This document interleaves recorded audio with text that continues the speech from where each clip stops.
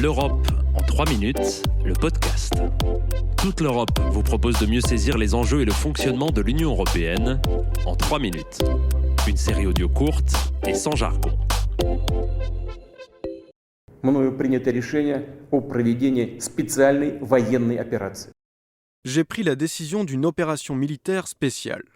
Nous sommes le 24 février 2022 au matin.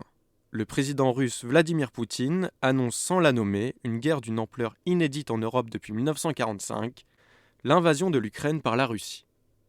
Bonjour, je m'appelle Boran Tobelem et aujourd'hui, je vous explique comment cet événement a marqué la défense européenne. Avant cela, petit rappel sur la manière dont fonctionne la défense européenne.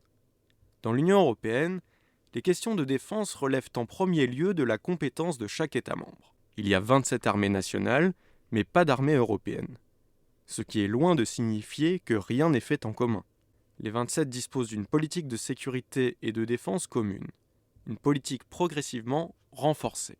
À la tête de la défense européenne se trouve le haut représentant de l'Union pour les affaires étrangères et la politique de sécurité, l'Espagnol Josep Borrell. Il est de manière plus générale chef de la diplomatie européenne. L'Union européenne dispose notamment d'un état-major militaire. Il planifie les opérations militaires européennes qui sont menées par les soldats des États membres. Ces missions servent surtout à la formation militaire et sont principalement déployées en Afrique. Depuis la fin 2022, des soldats ukrainiens sont aussi formés.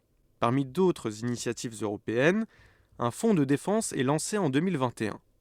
Le but est de stimuler des projets industriels transnationaux en matière de défense. En 2021 aussi, les 27 se dotent de la Facilité européenne pour la paix, un instrument pour financer les actions extérieures de l'Union européenne à dimension militaire. Avec la Facilité européenne pour la paix, les États membres se donnent juridiquement la possibilité de livrer des armes létales à un pays en guerre, une possibilité utilisée plus vite que prévu. Le 27 février 2022, la présidente de la Commission européenne Ursula von der Leyen prend la parole face aux caméras. Pour la première fois, l'Union européenne financera l'achat et la livraison d'armes et d'autres équipements à un pays attaqué. Ce pays, c'est l'Ukraine. Et depuis le début de l'invasion russe, près de 4 milliards d'euros sont mobilisés au niveau européen pour envoyer des armes à l'Ukraine. En mars 2023, les États membres prennent aussi la décision d'envoyer 1 million d'obus à l'Ukraine. Des munitions qui seront pour partie achetées ensemble. Depuis le déclenchement de la guerre en Ukraine, les 27 renforcent fortement leurs budgets nationaux de défense. Aujourd'hui, ils comptent beaucoup sur l'OTAN pour assurer leur protection. L'organisation militaire comprend les États-Unis dans ses rangs, mais aussi 22 pays parmi les 27. Dernier venu, la Finlande, qui a rompu avec sa doctrine de non-alignement militaire en raison de la menace russe à ses frontières. La force de l'OTAN réside notamment dans l'article 5 de son traité fondateur, qui implique que si un pays de l'organisation est attaqué, les autres membres lui portent assistance. L'Union européenne est également dotée d'une clause de défense mutuelle, à l'article 42 du traité sur l'Union européenne. Aura-t-elle un jour sa propre armée ?